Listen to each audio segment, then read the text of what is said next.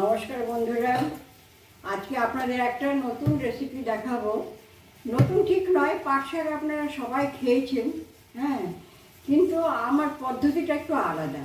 হ্যাঁ, আমি আপনাদেরকে দেখাচ্ছি।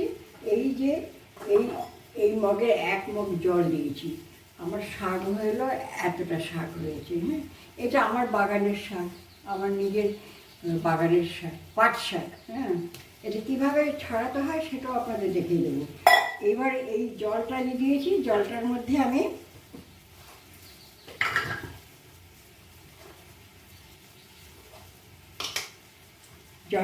নুন দেব, পরিমাণ মতন নুন দিয়ে দিলাম। সামান্য হলুদ দেব, বেশি দেব না, সামান্য দেব। শাকে কখনো বেশি হলুদ দিতে নেই, সামান্য হলুদ দিয়ে দিলাম। হ্যাঁ, আর এর মধ্যে আমি দিয়ে দেবো এই কাঁচা লঙ্কা আর হলো কিছু পেঁয়াজ, কাঁচা পেঁয়াজ কিছু ঝোলের মধ্যে দিয়ে দেবো। হ্যাঁ, কাঁচা পেঁয়াজ কিছু ঝোলের মধ্যে দিয়ে দেবো, আর কিছু রেখে দেবো। ফোড়ন যখন দেবো তখন ফোড়নে ভেজে দেবো। হ্যাঁ, এইবারে এইটা টকবক করে ফুটবে, পেঁয়াজটাও ফুটবে, সব ফুটবে, তখন আমি পাট শাকটা দেবো। পাট শাক বাছাটা দেখাচ্ছি আপনাদের। এই ধরুন একটা পাতা নিলেন, তো পাতার এই যে একটা শিরা, এই শিরাটাকে এমনি করে টেনে ফেলে দেবেন। হ্যাঁ, আর এইদিকে আরেকটু বড় পাতা হলে এখানে দুটো ছোটো ছোটো মতন কি থাকে, ওইটা এরকম শিরাগুলো একসঙ্গে অনেকগুলো পাতা এরকম শিরা এরকম ছিঁড়ে নেবেন। হ্যাঁ, অনেকগুলো পাতা একসঙ্গে ছিঁড়ে নিলেন। যে আমার তো অভ্যাস আছে, আমি চটপট শিরাগুলো ছিঁড়ে দিচ্ছি। এই যে শিরাগুলো সব ছিঁড়ে দিলাম। তারপরে একসঙ্গে এইভাবে হাত দিয়ে, কখনো পাট শাক বটি দিয়ে কুচাবেন না। হ্যাঁ, আমি এইভাবে সবকটা পাতা এইভাবে কুচিয়ে নিলাম। হ্যাঁ, এইভাবে কুচিয়ে এখানে রাখলাম। এইবারে দেখি পেঁয়াজটা সেদ্ধ হয়েছে কিনা। পেঁয়াজটা সেদ্ধ হলে আমি, নুন তো দেওয়াই আছে, সেদ্ধ হয়ে গেলে এইটা আমি দিয়ে দেবো। এইটা না সবসময় আমাদের মানে মা ঠাকুমারা সবসময় না এই শাকটা করার সময় এরকম কাঠের জিনিস নিতেন। হ্যাঁ, তা আপনাদের না থাকে খুন্তি দিয়ে করবেন, আমার আছে সেহেতু আমি এটা ইউজ করব। আর নামাবার আগে এক হাফ চামচ একটু চালের গুঁড়ো দেবো, সেটা এখানে রাখলাম। হ্যাঁ, হাতের কাছে রাখলাম, না তো ভুলে যাই। হ্যাঁ, এইবার আমার জল ফুটে গেছে। এবার দেখি পেঁয়াজটা সেদ্ধ হয়েছে কিনা। হ্যাঁ, পেঁয়াজটাও সেদ্ধ হয়ে গেছে। অন্তত 5 মিনিটের মতন ফুটালাম, আপনাদের তো অতক্ষণ দেখানো যায় না, তারা অনেক বড় হয়ে যায়। এইবারে কী করবো, এই পাতাটা দিয়ে দেবো। এই পাতাটা দিয়ে দিলাম। হ্যাঁ, পাতাটা দিয়ে দিলাম, একটু ঝোল থাকবে এটা। পাতাটা দিয়ে দিলাম, তারপর আমি এটা দিয়ে নাড়ালাম।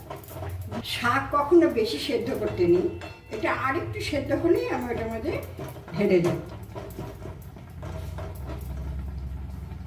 আপনাদের দেখাচ্ছি, দেখুন শাকটা আমার কেমন সেদ্ধ হয়েছে। হ্যাঁ, এই যে একটু গ্রিন ভাব আছে, একটু কাঁচা ভাব আছে, গ্রিন ভাব আছে। এবার ফোড়ন দিলে বাকিটা হয়ে যাবে। এর থেকে বেশি সেদ্ধ করলে পাট শাক ভালো লাগবে না খেতে, সেই জন্য আমি এটা নামিয়ে দিচ্ছি আমার বাসনে। এবার আমি ফোড়ন দেব।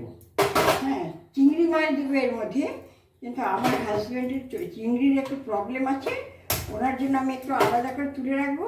আর অন্য জায়গায় চিংড়ি মাছটা আমি ভাজা বসিয়ে দিলাম। অন্য জায়গায় চিংড়ি মাছটা ভাজা বসিয়ে দিলাম। এইদিকে আমি 1 পালি তেল দিলাম, বেশি না। পাট শাকে বিশেষ করে বেশি তেল দিতে নেই। হ্যাঁ, ওইটা গরম হয়ে গেছে, আমি ওইটার মধ্যে চিংড়ি মাছটা ভাজা বসিয়ে দিই। নুন হলুদ মাখানো ছিল চিংড়ি মাছে, এটা ভাজা বসিয়ে দিলাম। আমি শুকনো লঙ্কা দিলাম, একটু কালো জিরে দিলাম। এইবারে এই যে মোটা করে পেঁয়াজটা কিন্তু আমি কুচিয়ে কাটিনি, দেখুন আপনারা, পেঁয়াজটা কিন্তু কুচিয়ে কাটিনি, পেঁয়াজটা কিন্তু একটু মোটা কেটেছি। হ্যাঁ, এই মোটা পেঁয়াজটা এই কড়াইয়ের মধ্যে আমি দিয়ে দেবো, এটা ভাজা হবে। এটা সুন্দর করে ভাজা হবে। সুন্দর হয়েছে।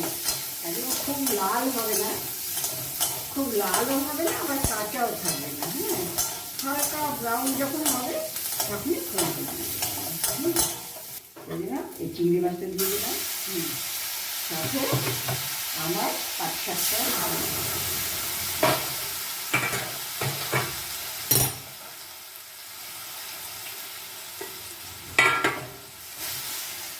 নুন ফুল সব ঠিক আছে। এর মধ্যে কিন্তু কখনো মিষ্টি দেবেন না। এটা হলো তেতো পাট পাতা, এটা মিঠা পাতা নয়, এটা হলো তেতো। আর তেতোর মধ্যে মিষ্টি দিলে তো সেইটা তাহলে মিঠা পাতার মতনই হয়ে যাবে টেস্টটা। সেই জন্য এটার মধ্যে কখনো মিষ্টি দেবেন না। আমি তো দিই না। আমি কেন, আমাদের বাড়িতে খুব রান্না হতো তো এটা। কখনো আমার ঠাকুমাকে বা মাকে কাকিমাকে কখনো দেখিনি যে এর মধ্যে দিয়ে দিতে মিষ্টি দিতে। কাজে একটু ঝাল ঝাল হবে, নোনতা নোনতা হবে। আর এই চিংড়ি মাছ এর মধ্যে যদি একটু কাঁঠালের বিচি দেওয়া যেত তাহলে তো আরও দুর্দান্ত হতো। তো কাঁঠালের বীজটা এখন স্বপ্ন, কাঁঠালের বীজ এখন পাওয়া খুব মুশকিল। হ্যাঁ, এই দেখুন এই সামান্য একটুখানি চালের গুঁড়ো আমি দিলাম, দিয়েই সাথে সাথে নেড়ে দিলাম। হ্যাঁ, বাস আমার শাক হয়ে গেছে। আর সেদ্ধ করবো না, আর সেদ্ধ করলে টেস্ট খারাপ হয়ে যাবে। এবার আমি কড়াইটা ধুয়ে আমার হাজব্যান্ডের জন্য ফোড়নটা দেবো। এবার চিংড়ি মাছ ছাড়াটা ফোড়ন দিচ্ছি, সেটাও দেখিয়ে দিই। হ্যাঁ, ওই অল্প পরিমাণ তেল দিলাম। হ্যাঁ, আর একটা শুকনো লঙ্কা দেবো। আর তো সব দেওয়াই আছে, নুন হলুদ টলুদ সবই দেওয়া আছে। এই যে পেঁয়াজটা, এটা আবার ওরকমভাবে একটু কালো জিরে দেবো। হ্যাঁ, একটু কালো জিরে দেবো। কালো জিরে দিয়ে সব কড়াই খুন্তি ঠুন্তি সব আমি ধুয়ে নিয়েছি যাতে টাচ না লাগে। এবার পেঁয়াজটা দিলাম, পেঁয়াজটা দিয়ে তারপরে ভাজা ভাজা করবো। শুরু করে দিলাম অল্প পরিমাণ, সেটা অল্প পেঁয়াজ করবো। লাল ভাজা হয়ে গেছে, খুব লাল করবো না, হালকা লাল। এইবারে এটাকে আমি ঢেলে দেবো।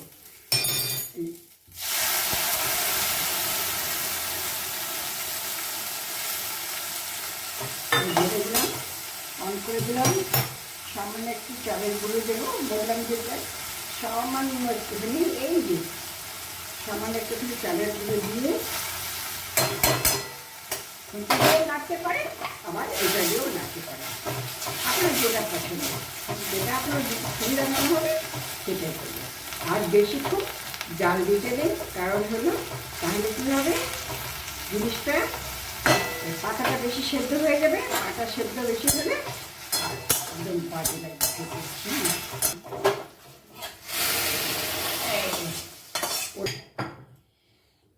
এই চিংড়ি মাছ দিয়ে পাট শাকের ঝোল। হ্যাঁ, আর এটা হলো শুধু পেঁয়াজ দিয়ে, শুধু পেঁয়াজ লঙ্কা নুন, যেরকম প্রসেস একই প্রসেস। এটা চিংড়ি মাছ ছাড়া, এটা চিংড়ি মাছ দেওয়া। Thank you. ভালো লাগলেও বলবেন, মন্দ লাগলেও বলবেন। লাইক, শেয়ার, কমেন্টস এবং সাবস্ক্রাইব করবেন। হ্যাঁ, ঠিক আছে, আবার আসবো আর একটা রেসিপি নিয়ে।